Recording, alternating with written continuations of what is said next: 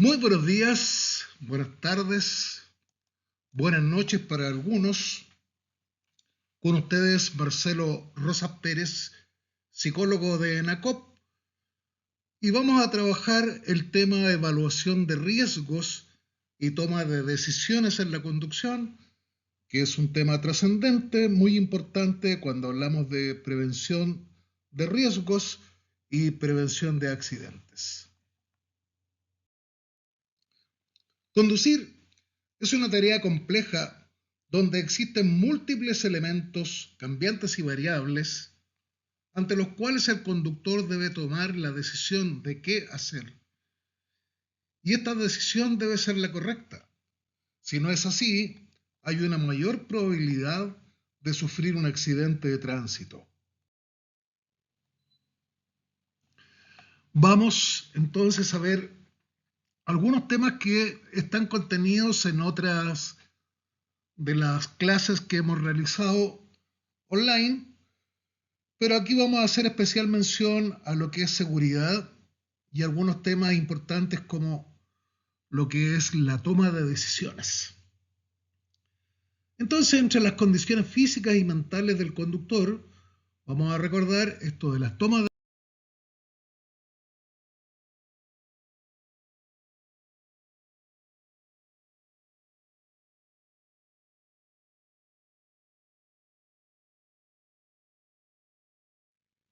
en las condiciones mentales. Tenemos que considerar que el conductor debe al máximo disponer de información cuando conduce y al mismo tiempo tiene que saber interpretar esta información y en función de esta información tomar las decisiones. Estas decisiones se deben tomar en un corto espacio y a veces en situaciones complicadas. En cada maniobra que se produce durante la conducción hay un proceso de toma de decisiones que influye de forma directa en las diferentes acciones que se toman. ¿Cómo reducir el riesgo? Recordemos qué entendemos por riesgo. Riesgo se entiende como la probabilidad de que ocurra un siniestro de tránsito como consecuencia de una conducta peligrosa, una condición adversa, como un problema de clima, o una falla en la percepción del entorno. Por lo tanto, el riesgo no es solo lo que puede pasar, sino lo que podemos evitar cuando tomamos decisiones correctas. Visto así, la conducción no es solo una cosa de técnica, es un acto humano que involucra la percepción, emociones y decisiones. Por eso se dice conducir es decidir y decidir bien siempre será prevenir. Vamos a distinguir entre 4 tipos de riesgo en la conducción. Un riesgo latente es un peligro presente, pero no visible. Por ejemplo, un animal escondido tras un árbol que probablemente se nos atraviesa en el camino. B. Riesgo manifiesto. Es un riesgo evidente y cercano a ocurrir. Por ejemplo, usted observa, ¿cierto?, que viene un vehículo a gran velocidad en contra de usted y ya ve que es poco menos que inminente que se produzca una colisión. Riesgo percibido es el riesgo que es capaz de ser identificado por el conductor. Y el riesgo no percibido es aquel que pasa inadvertido, aumentando la probabilidad de un accidente.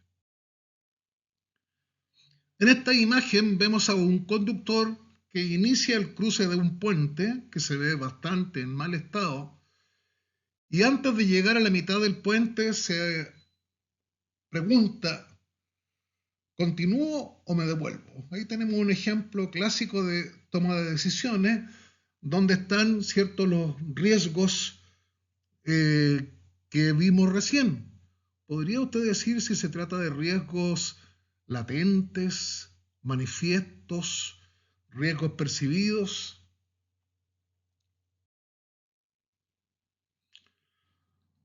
Aquí tenemos otro ejemplo práctico. Conducción con niebla. La situación es de visibilidad reducida en la carretera. Hay un riesgo latente, cruce inesperado de peatón o animal. Hay un riesgo percibido, que es la baja visibilidad. Y la decisión correcta sería reducir la velocidad, encender las luces o aumentar la distancia. Volvamos a recordar, el factor humano en la conducción nos dice que el 90% de los siniestros viales en Chile tienen relación con decisiones humanas. Y dentro del factor humano es fundamental tomar en cuenta la atención y concentración, el estado emocional, la fatiga y el estrés y el consumo de sustancias. Otro modo de entender los riesgos en la conducción puede ser clasificarlos como riesgos conductuales, tales como el exceso de velocidad, la distracción, el consumo de alcohol o drogas. Los riesgos ambientales, lluvia, niebla, poca visibilidad. Riesgos vehiculares como fallas mecánicas, neumáticos en mal estado, y otros psicológicos o fisiológicos como el estrés, la fatiga y la impulsividad. Cuando, sin embargo, hablamos de riesgos ambientales, aquí tendríamos como la experiencia de un conductor que sabe conducir en lluvia o que sabe conducir cuando hay niebla y poca visibilidad, influyen tremendamente en cuanto a que va a tener mayores pericias. Pensemos en un conductor, por ejemplo, que durante años ha estado trabajando en una zona como Magallanes, es decir, muy en el sur de Chile, en Punta Arenas, por ejemplo, se producen con gran frecuencia estas situaciones. Por lo tanto, los conductores que viven allí trabajan y tienen mucha más experticia en conducir en esas condiciones. Así que otra vez, a pesar de que dice factor ambiental, otra vez está ahí presente el factor humano. Y cuando hablamos de problemas del vehículo, como fallas mecánicas, neumáticos en mal estado, nuevamente el factor humano, porque detrás de las fallas mecánicas puede estar un descuido en la mantención, en la revisión o la poca responsabilidad al conducir sabiendo que los neumáticos están en mal estado. Por estas razones, en la reducción del riesgo, es importante considerar la necesidad de una capacitación continua. Usted va a convertirse en un conductor profesional. Piense usted que profesional es un compromiso de alguien que asume que nunca va a terminar de aprender. Es decir, un profesional no es alguien que ya no necesita aprender nada nuevo. Profesional significa aceptar y entender que siempre debe estar capacitándose. Tomemos en cuenta también como reducción del riesgo la conducción defensiva. Creo que ya es un tema que se agota bastante en otros módulos. La mantención preventiva del vehículo, que también se ve en forma suficiente en el módulo de mecánica. Y el autocuidado, que debe ser tanto emocional como físico. ¿Cómo toma decisiones un conductor experimentado de nivel profesional? Siempre considera que decidir bien es prevenir. Por lo tanto, casi en menos de un segundo observa el entorno, anticipa peligros, evalúa las consecuencias de su decisión antes de actuar, aplica técnicas de conducción preventiva y mantiene también la atención, calma y autocontrol. Recapitulemos y responda usted la siguiente pregunta. ¿Qué diferencia existe entre el riesgo real y el riesgo percibido? En algunos ejemplos cotidianos, exceso de velocidad, ¿es un riesgo real o es un riesgo percibido? La distracción, la confianza excesiva, ¿a qué tipo de riesgos corresponden? ¿Y qué es el riesgo en la conducción? Un conductor debe procesar mucha información y es capaz de tomar una decisión en apenas un segundo gracias a que cuenta con distintos factores que favorecen la capacidad para conducir, tales como la percepción, la atención, la coordinación y la cognición. En las habilidades perceptivas, las principales en la conducción son las capacidades auditivas y visuales, la agudeza visual, la sensibilidad visual, la visión periférica, la percepción de la velocidad, del movimiento, de la profundidad y, por supuesto, dentro de los sonidos ambientales, el motor del propio vehículo, bocinas, sirenas, etc. ¿Qué son las habilidades motoras?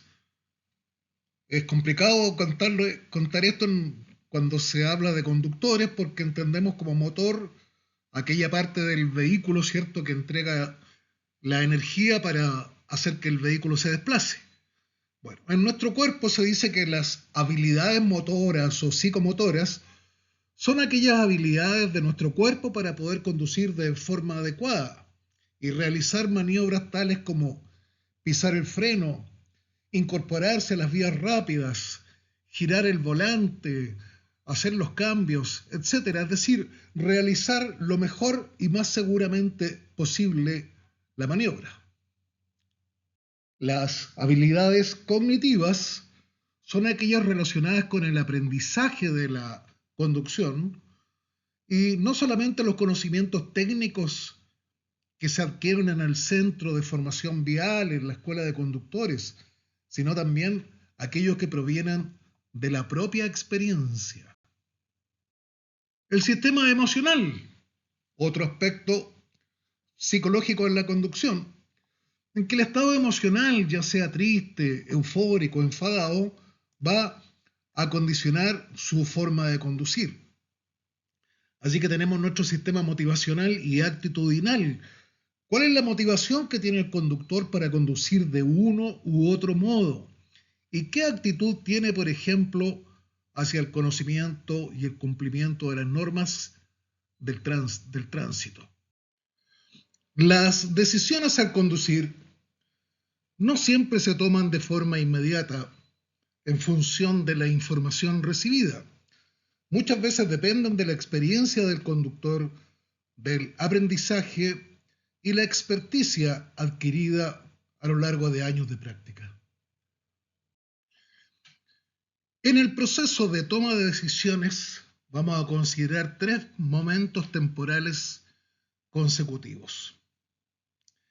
El primer momento es la asimilación, es decir, el conductor percibe diferente información proveniente del tránsito, del tráfico, y debe interpretar esta información. Luego toma la decisión, lo cual hace a nivel mental, y el conductor decide qué hará en función de la información obtenida. También influye aquí la experiencia y de cómo se encuentre en ese momento a nivel emocional. Entonces es cuando viene la acción.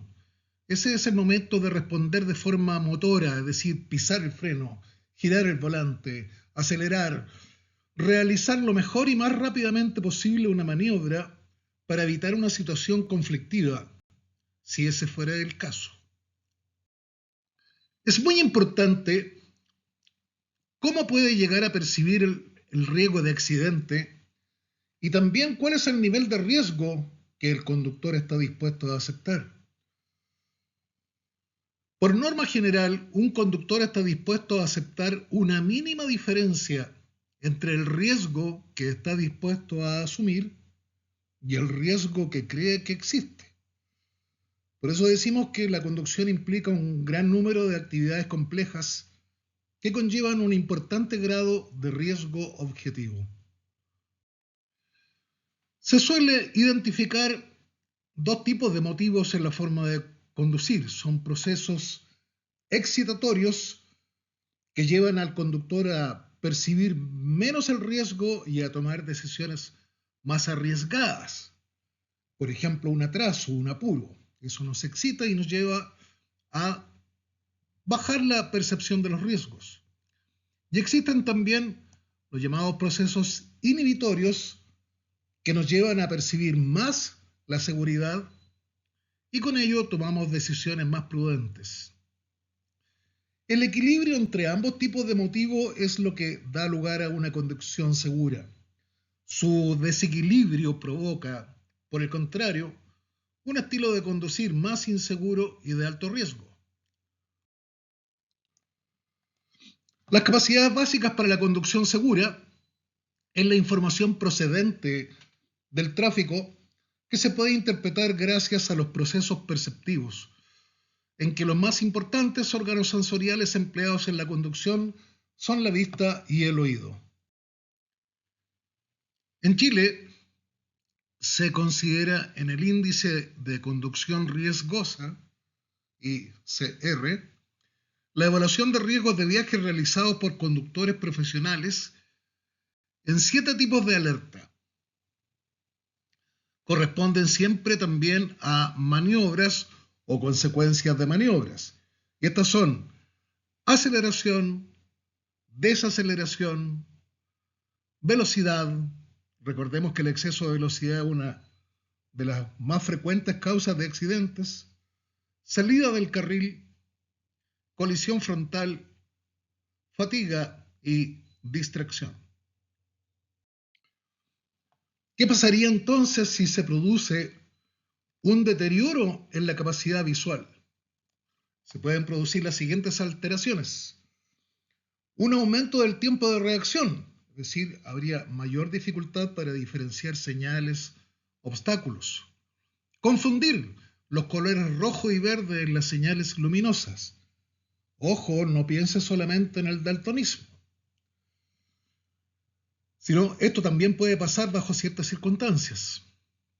Deslumbramientos o lo que llamamos encandilamiento por problemas para adaptarse a los cambios de luz. Un aumento de la fatiga al realizar mayor esfuerzo en las interpretaciones de las diferentes situaciones. La visión periférica que proporciona la información que percibe el conductor por los lados, donde existen vehículos y peatones que pueden hallarse en los márgenes del campo visual. El sistema visual proporciona casi el 90% de la información necesaria para el proceso de toma de decisiones.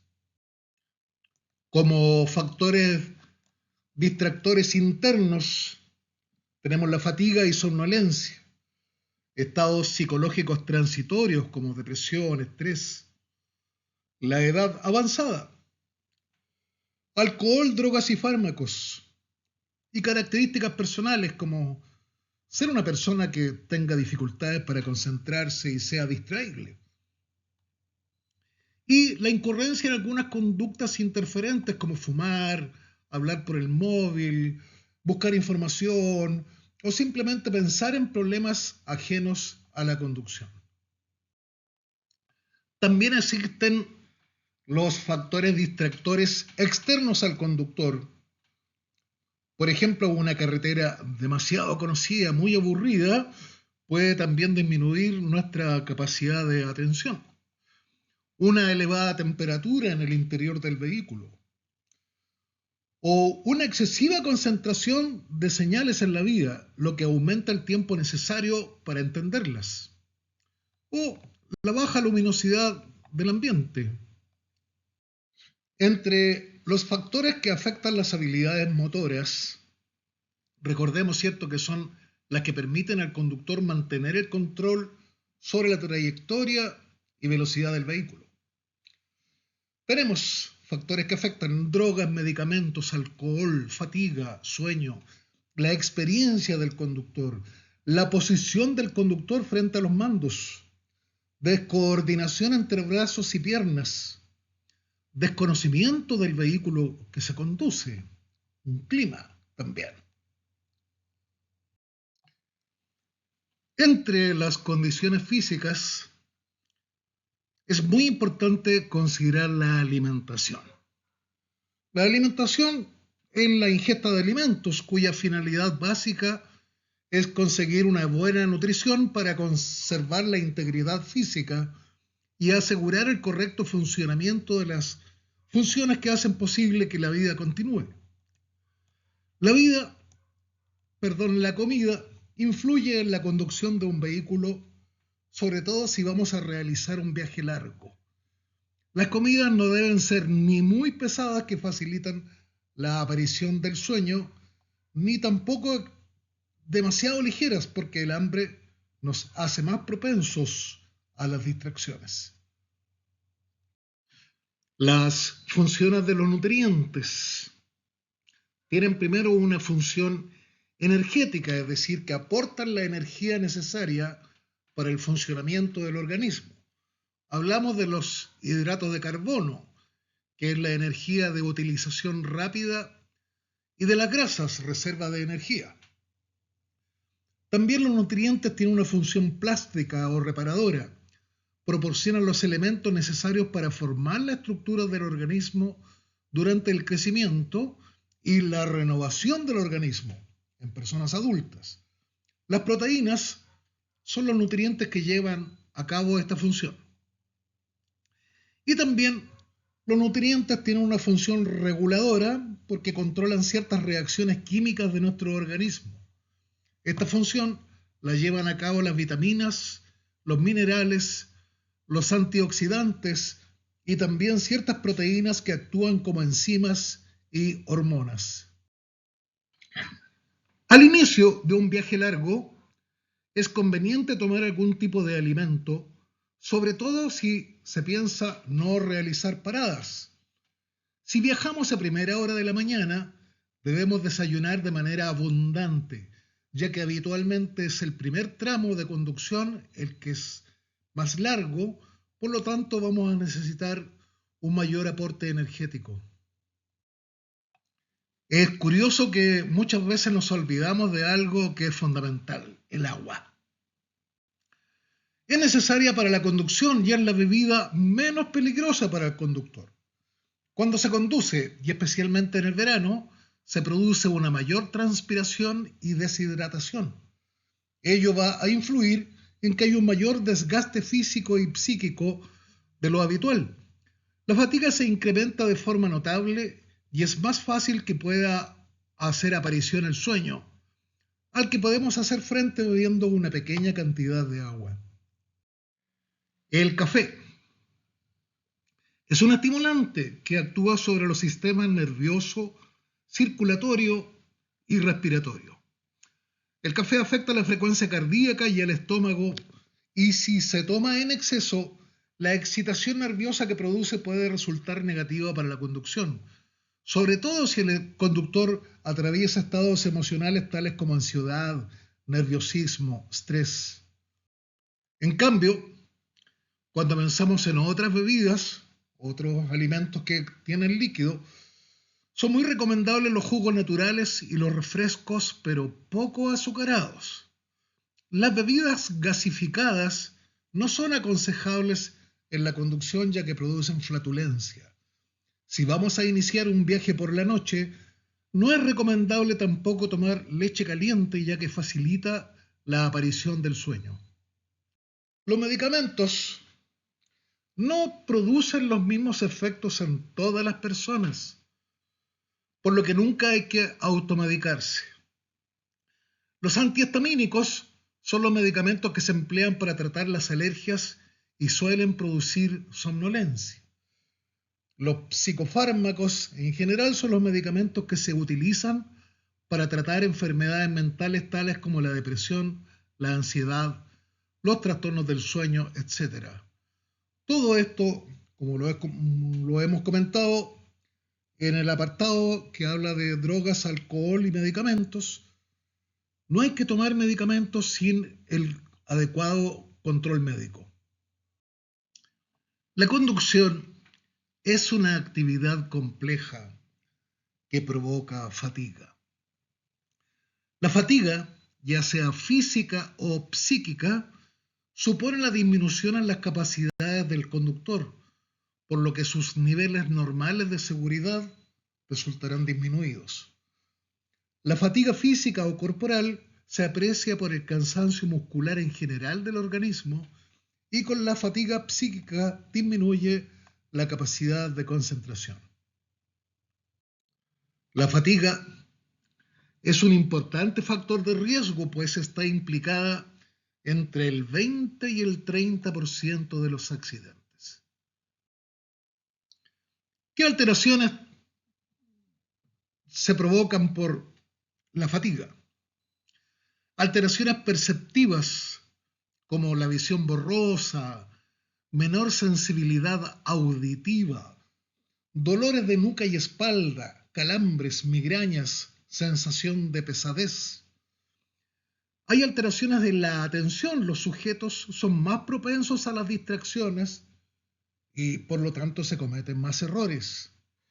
Hay alteraciones también de los movimientos son más lentos y menos precisos, se realizan menos maniobras y aparecen movimientos indicadores de la fatiga tales como bostezos, estiramientos, rascarse, agarrotamiento muscular y como consecuencia de esto, frecuentes cambios de postura.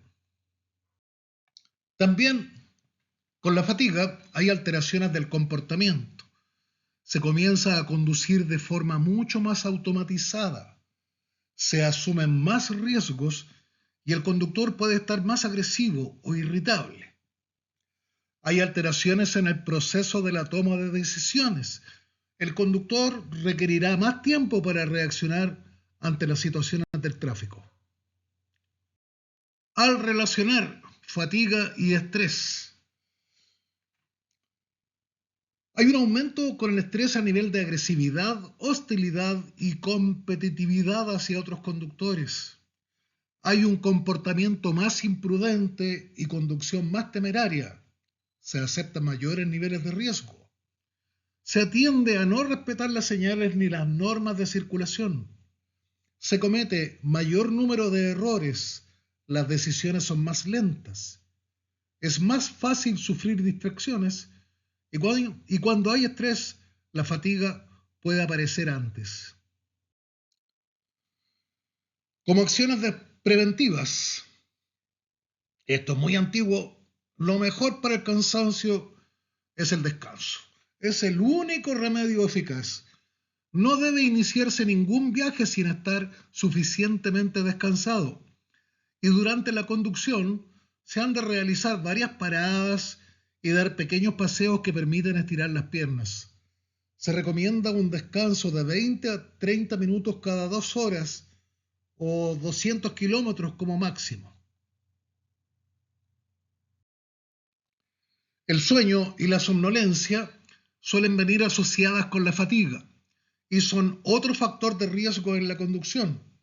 Los efectos más destacados de la somnolencia son cansancio y agarrotamiento muscular, disminución de la capacidad de concentración y de percepción de los estímulos externos, lo que conlleva a un aumento de distracciones, por lo tanto más errores. Aumenta el tiempo de reacción y puede provocar la aparición de microsueños, que son periodos breves de tiempo en el que el conductor se queda ligeramente dormido sin darse cuenta. Por otra parte, genera cambios en nuestra conducta, como violencia, inquietud, como causas que favorecen la somnolencia. Tomemos en cuenta que entre las 3 y las 5 de la mañana y las primeras horas de la tarde son propensas para que aparezcan síntomas de somnolencia. Dormir menos horas de las habituales o alterar nuestras costumbres del sueño. Por eso tenemos el problema, ¿cierto?, de cuando una persona trabaja con horarios que van cambiando de una semana para otra. También hay problemas que favorecen la somnolencia como el sueño de mala calidad, que es tan malo como dormir poco.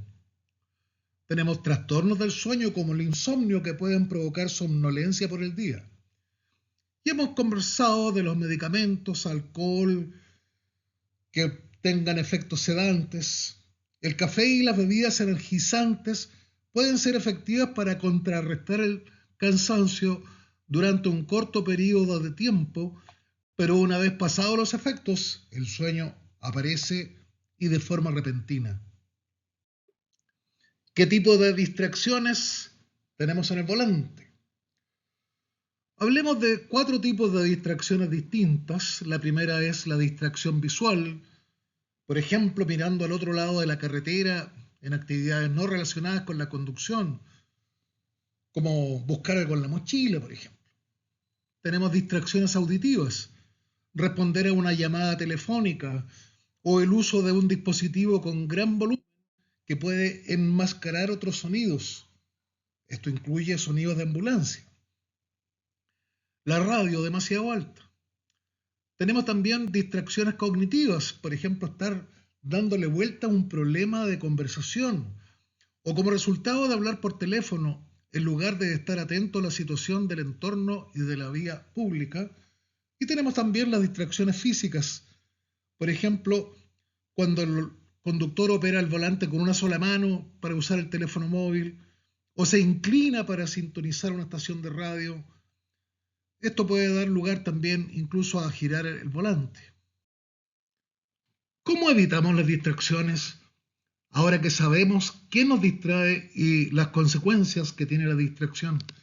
¿Qué debemos hacer para evitar perder la concentración cuando conducimos? Algunas pautas que hacen la diferencia entre una conducción segura y un desafortunado accidente. Mientras conduces, siempre debes estar atento puntualmente a 2 situaciones: a lo que sucede en la vía y a las señales que envía el vehículo durante el ejercicio de la conducción. Con respecto a la información vial que debes tomar en cuenta están los límites de velocidad, las señales de tránsito, el estado de la vía y el asfalto, como huecos, piso resbaloso, carros varados o accidentados en el camino, derrumbes, desvíos, pasos de peatones, entre otras. Algunas señales que manda tu carro, tu vehículo, que debes estar chequeando con frecuencia son la velocidad, temperatura, nivel de aceite y gasolina, luces, retrovisores, entre otros. También es importante que estés atento a cualquier desperfecto mecánico que anuncie el tablero de tu auto, pues cualquier falla mecánica puede ser la causante de un accidente en la vía. Antes de iniciar la marcha, acomoda el asiento, ajusta el cinturón de seguridad, coloca el manos libres en el celular por si necesitas recibir una llamada. Enciende las luces si las necesitas. Verifica que las puertas estén cerradas. Ajusta el radio que vayas a escuchar o la música que desees oír con un volumen adecuado, de tal manera que no interfiera con lo que escuches. Acomoda perfectamente a los niños, mascotas o equipaje que vayan contigo. Como clasificación de tipos de accidentes en las que se afectan por factores psicológicos, tenemos la conducción irresponsable, lo que incluye tener niños en el asiento delantero, furgonetas con mercancías, hablar durante la conducción, etc. Tenemos conducción agresiva, hacer carreras en las vías públicas, cambios bruscos en la velocidad, adelantar sin mantener distancias, etc. Y conducción descortés, no indicar adecuadamente los giros, detenciones, adelantamientos, no encender las luces durante la noche, etc. Entre los factores psicológicos es importante la atención que uno tiene consigo mismo. Por ejemplo, sentarse en una posición incorrecta. Pero además de eso, circular por el carril o la pista inadecuada, o no ceder el paso, no atender señales. Hay personas que tienen un estilo de conducción entorpecedora, es decir, conductores que están paseando, que van muy lento, que no dan el paso, que atascan el tránsito, etcétera, y la conducción autosuficiente, que se llama, que no dan la preferencia de paso, vehículos que son demasiado rápidos, etcétera. ¿En qué otro tipo de accidentes se ven con claridad los factores psicológicos? Al conducir con visibilidad restringida, conducción tras ingerir, bueno, sobre todo hemos hablado mucho de alcohol y drogas, pero también a maniobras riesgosas como adelantamiento en pendiente, conducción descuidada, cerrar el paso y dificultar maniobras, no hacer uso de los espejos retrovisores. Tenemos también agresividad en la conducción. La agresividad es uno de los factores por los cuales se producen más accidentes de tránsito. Un indicador muy común son los bocinazos, los gestos y comentarios exagerados que hacen que el conductor esté más atento a lo que le está pasando al otro conductor que a su propia conducción. Estas manifestaciones agresivas las muestran todo tipo de conductores y no solamente aquellos que tienen especiales rasgos agresivos. Y esperando que esta clase haya sido interesante y un aporte en la seguridad en su trabajo de conductor, muchas gracias por su atención.